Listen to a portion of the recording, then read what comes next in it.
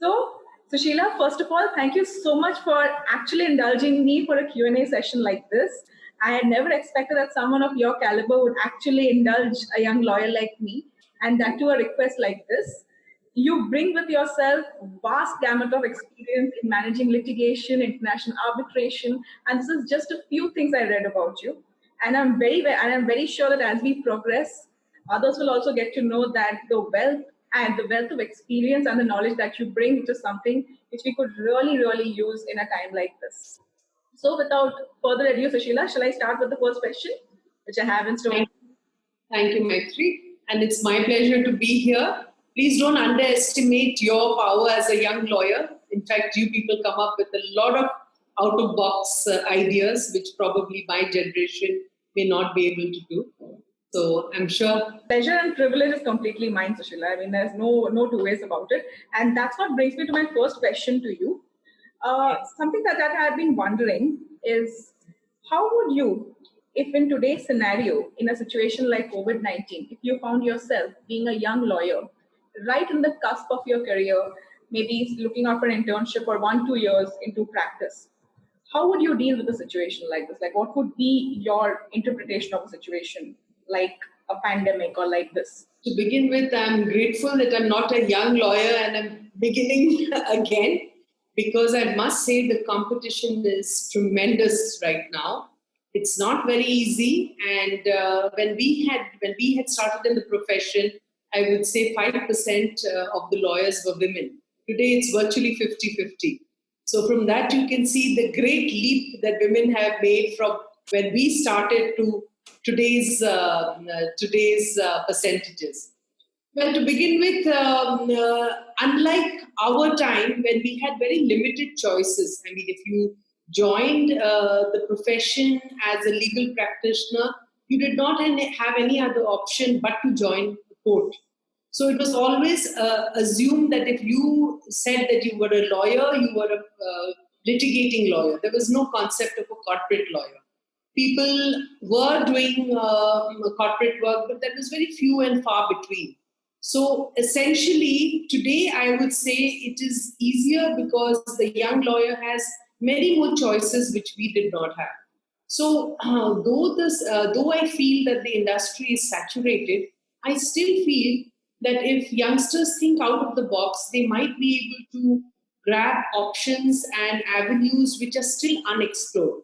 The first one that I feel that they can really make a good career as well as a lot of money is in the marketing of law and law practice, because that is one area where they would be able to make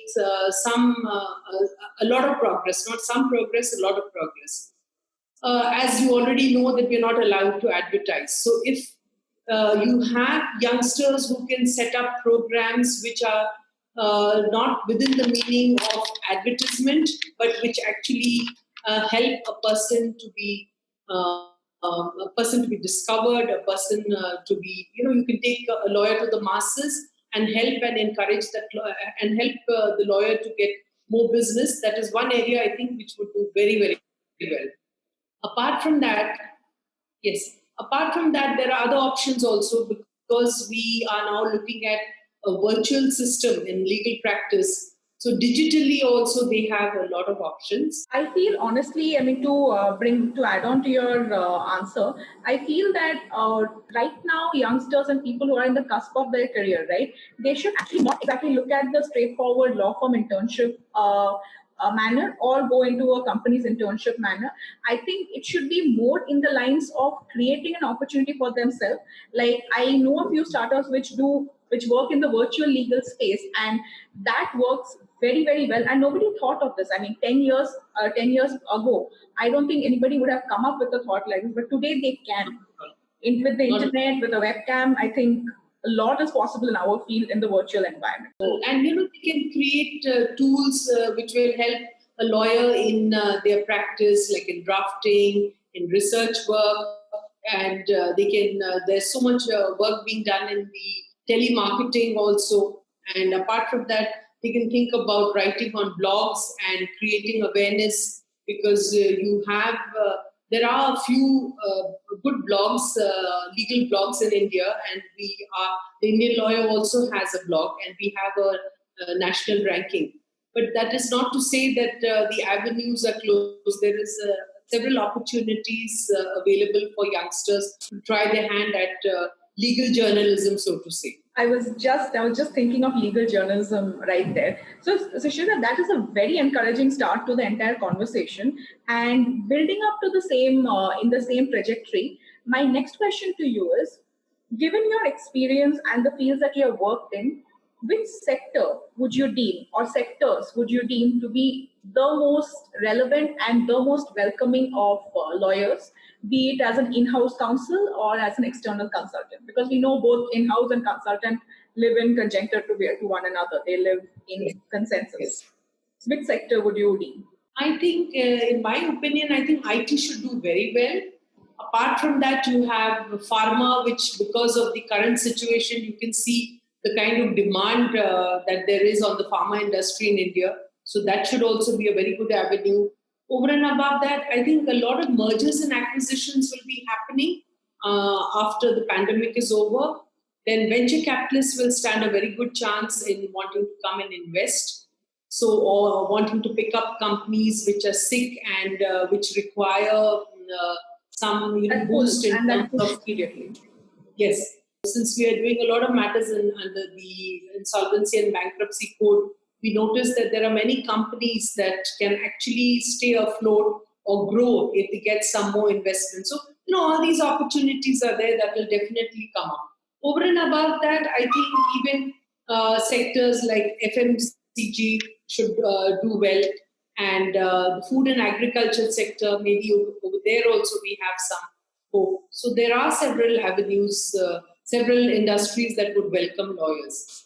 There is one thing I wanted to point out, that after this pandemic, I think as far as the lawyers are concerned, I think they stand a better chance in a boost in their careers, because you need a lawyer more in bad times than you need in the good times. Exactly. That is something, I mean, that thought process and that coming from someone with your level of experience and caliber actually telling us that. And this is something I have been pondering as well, that it is going to bring in and usher in a few more challenges and a few more opportunities which we have never dreamt of. I mean, I'm seeing companies which I never thought would actually intend to have a manufacturing unit in India are starting off, are moving their businesses in India.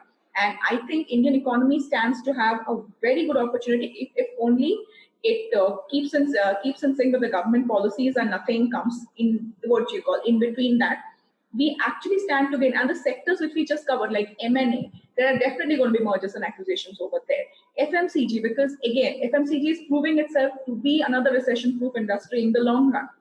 Then IT industry has time and again proved to be recession proof, though IT has a bad history of layoffs, but historically lawyers haven't really been in the suffering end of it, or not that I have known of or dealt with cases as such, but I have seen them being the receiving end or something like that. So, and also fintech.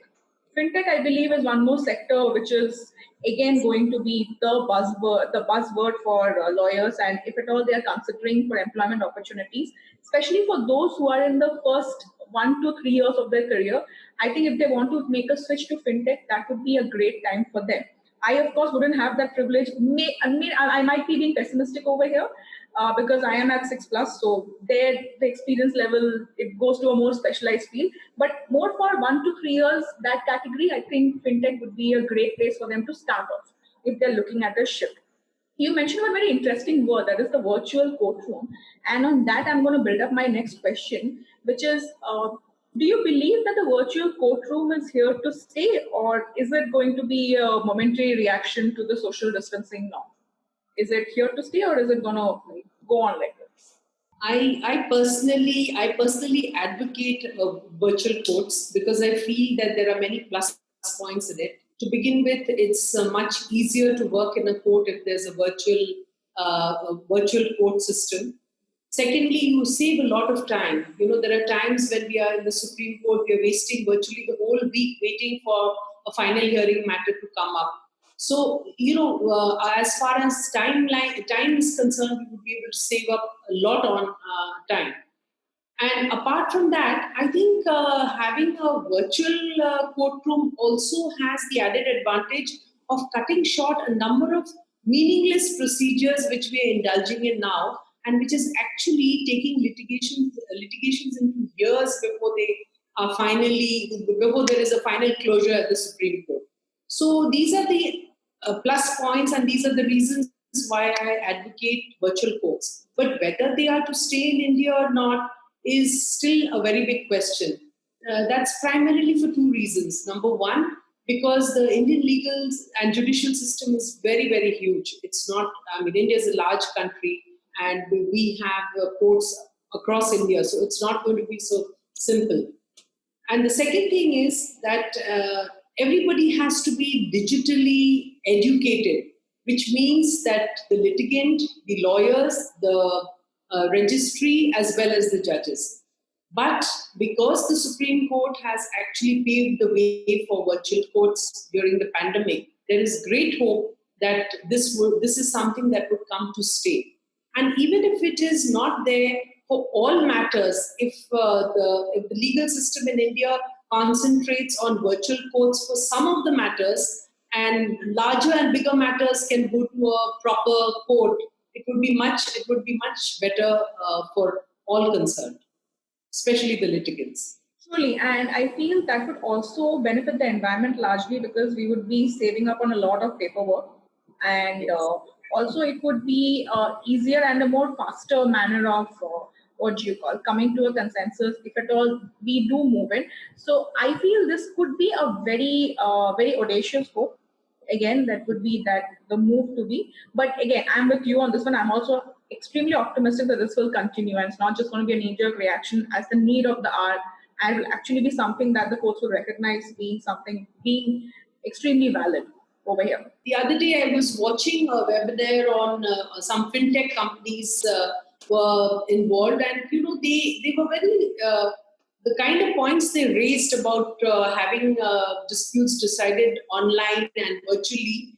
It made a lot of sense because there are many small matters like check bouncing cases, or there is a complaint against some bank because they're not rendering good services, or there has been some credit card dispute. So these kind of things, which are very small disputes, can easily be taken care of. Exactly, like Section 138 matters and matters which I think plague a lot of real estate industry. That can definitely be taken up in virtual atmosphere, and that would actually allow other matters to get sorted fast, because we already know that the courts are exhausted with the amount of cases that they have, and that's one of the causes why the hearing date takes so long for them to come, and that's why litigation is still a dreaded side for a lot of lawyers. Moving on with the same question and the same word of virtual. Now, this particular question is particularly closer to me because this affects us in-house counsels directly. So, take me through a virtual arbitral setting. Like, how does a virtual arbitral setting work?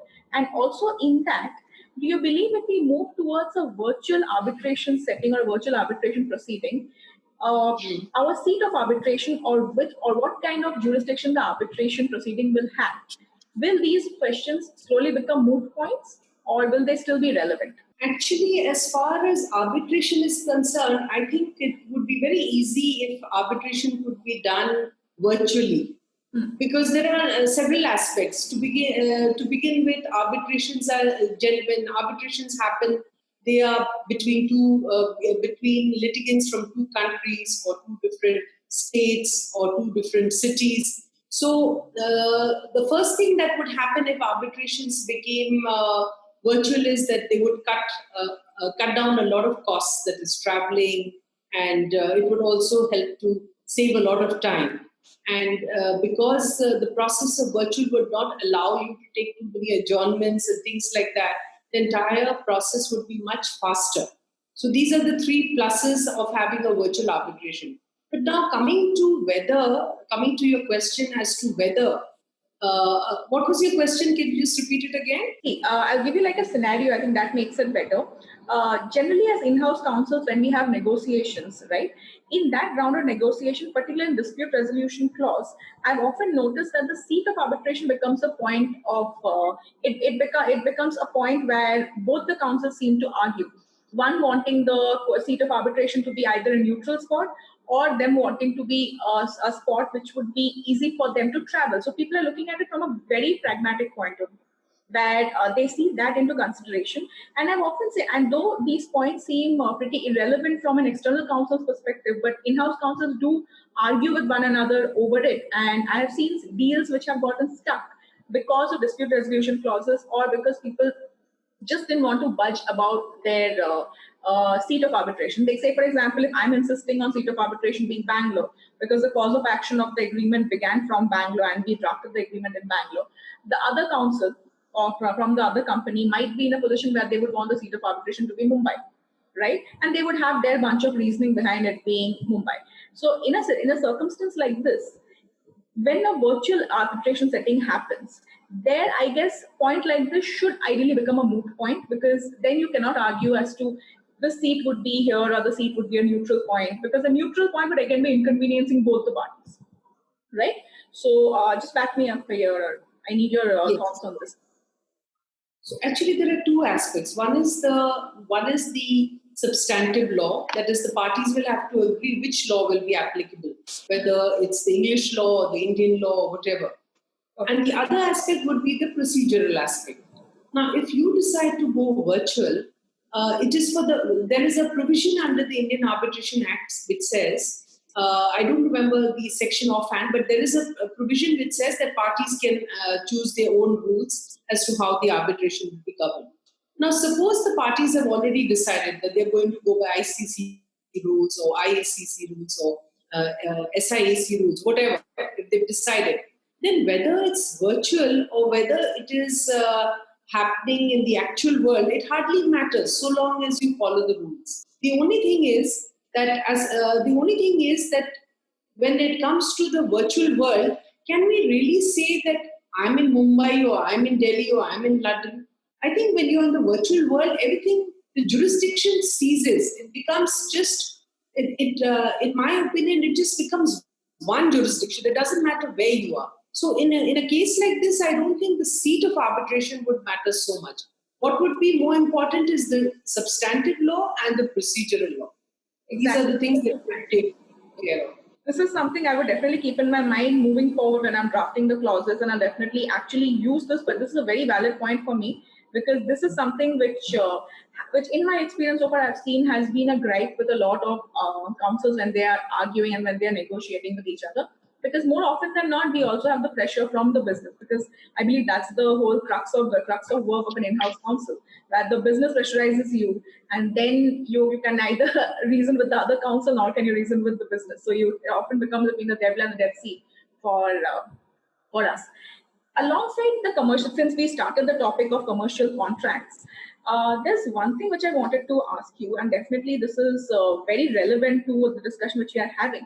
That being, do you see an impact of an issue like a COVID-19, which is essentially an issue which nobody had predicted, a pandemic, affecting the boilerplate clauses? And if at all it is affecting, which are the clauses which you believe would be the most affected by an incident like this? Because this was not anticipated at all. Some of the clauses that one really has to look at in such a scenario would obviously be the force majeure, or the frustration clause, frustration of contract clause. Then the second one would be the waiver, because when there's a force majeure condition, and even when time is the essence of the contract, the aggrieved party can give an extension to the defaulting party because of the force majeure condition.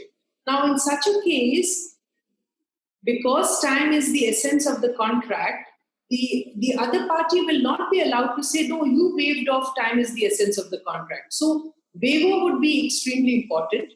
Time is the essence of the contract would also be a clause that would be extremely important. Apart from that, an indemnity clause would be extremely important. And other than that, maybe the termination clause, or what happens about the liquidated damages. These are the clauses that one has to really be very focused on hereafter when one is looking at drafting an agreement.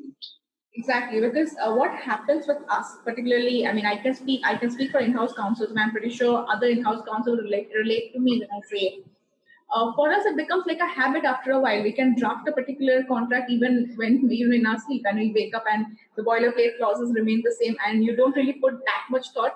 Of course, every business need differs from one business aspect to another. But at times, the bulk is so much that sometimes you can just skim through it because you deem them to be the boilerplate. But now I think a pandemic like this has changed our definition of what we would categorize as normal and what would be the what you call natural flow of things. And because it was something so unforeseeable and it was so far fetched that I don't think anybody sitting in December when we are reading the COVID-19 cases would have ever thought that in the month of April we would be in a lockdown which would be over 21 days, and we don't know when it is going to be lifted. I don't think a situation like this would have been predicted back in the day in December when we were looking at China, right? It's almost like all our zombie and apocalypse movies coming to reality. I remember thinking, poor China, they're going through so much of difficulty when I first read about it in December. But anyway, so Exactly. Nothing like this was not, it was nowhere in anyone's wildest dream that something like this, and it would actually result in the kind of trauma that we are seeing around. So I still believe that we are extremely privileged to be having the time to, what you call, to reflect and having a roof on top of our head. Not everybody is being this privileged. So I believe we have discussed a lot of heavy topics so far and COVID-19 and things like that. There has to be a silver lining. What do you think? There has to be a silver lining to everything, right? So help me understand a few positives, because I'm pretty sure you definitely identify a few positives of the situation. I know it's a very morbid thing still, but still there has to be a positive to this entire scenario. So if you could enlighten me on those. in my opinion, the first positive is the national spirit. The way the country has come together, it's amazing. It's remarkable that a country with 1.3 billion people have actually got together in this kind of unity that they're showing now. That's the number one thing. Number two is the kind of, uh, apart from the national spirit, the fact that we are appreciating all those people whom we had never even bothered to appreciate earlier, like the policeman who's always on duty, the sweepers who are cleaning the roads. Smart doctors and nurses. Yes, I understand. Everybody's attention goes to them. But what about these people? They are also doing their fair bit when they do these jobs, and they're standing out there in the sun, waiting, just trying to ensure that nobody breaks the law and nobody comes onto the road. So that's the first thing that I feel. The second thing which I feel, the second positive, is there's going to be a huge reduction in the pollution on all levels, whether it's the air or whether it's the water. Imagine now we go to a park and we can actually breathe the oxygen in the metros. That's a very big thing. That So I mean, that's the breathing oxygen became a rarity. I think that should have been something that could, what you call, potentially that should have alarmed us more than the pandemic actually. But now when we look at the sky and we look at the things that are coming around us and we're wondering, okay, this is how it feels. This is how it suddenly feels to have a summer shower. And yeah. apart from that, one thing which I would definitely commend our countrymen and women is that we don't essentially need tax benefits for us to contribute. So I think people will, when they see someone in distress, they will contribute without actually caring about the tax benefit. And speaking about employees and people who work in a corporate environment, I think slowly, we will actually see people work from home becoming a legitimate option for people. It will Yes, not be that's something which will have to bargain with the HR, and the HR will not act as if we ask for their kidney at that point when we ask for work from home. It would actually become a very relevant thing. And speaking for the city that I am in right now, and this is my hometown of Bangalore, we have massive traffic, and the traffic is the reason why more often than not people actually suffer from psychological issues because of the traffic that they encounter every day, and it actually takes a toll on them, meaning stress and anxiety gets to it after a point. So if those people are given a respite or work from home, maybe in a 5-day week, maybe 4 days they're required to come to office, one day they can take a work from, huge relief. It's a It's a kind of a situation which people can only dream of, and this actually becomes a reality. Actually, it would it would give a tremendous boost to the quality of the work also, because I feel if employees are relaxed, they can actually give in their best. In fact, working virtually, one of the advantages of this pandemic is that now we've learned how to work virtually. So we are in different places, and yet we are still, doing our work, and we are continuing with our profession. So that's another very big advantage. Also, I think many people who are not very digitally equipped have also started learning to cope with being housebound. So that's another very big advantage. That is, yes. We never thought this would actually make people more tech savvy in a situation like this, and it definitely has a few positives. But again, these positives, the people who are privileged enough, like you and I, we can gather it. My heart still goes out to the people who are still struggling. And the brighter side of it, there's definitely a sector which is going to majorly benefit from in the coming months, but people have to be patient. They cannot expect that tomorrow from May 4th onwards, when we go, HR is going to come up with a work from home policy for everybody. It might not go down that way, but definitely they can expect somewhere in July, August. So let's be optimistic. I think even the reopening will be in a very phased manner. It's not going to be like come 5th July and everybody's in their workplaces. It's probably not going to be that simple. It will probably be a little, Exactly, phase. 50%, 50%. That's how you come out, and I think that after a while, I guess people would be used to the whole situation, and I think that's a good thing. It's not something people are lamenting about. It definitely goes on to show the resilience of the human spirit, and goes on from there. So, Sushila, that brings us to the end of our session right now, and you have been so encouraging with your words, and certain things which you reflected on, being you're a partner at a really established firm, and for you to say certain things which you're so welcome of, really gives us young lawyers more aspirations to see. Because historically, I have been somebody who has been very scared of interacting with law firm partners. This is something which happened to me when I was in my internship days, and somehow I retain the fear still. And for you to be so upcoming and forward, it's such a wonderful thing to see. And so encouraging. I just hope some people are as encouraging and welcoming as you are. You were the first person I started off with, and I started with a phone call, and it went on. And I never thought you would actually agree for this. And this was brilliant. This was so good. And I think with that, I will conclude the session right now. Thank you so much. Bye bye, and all the best.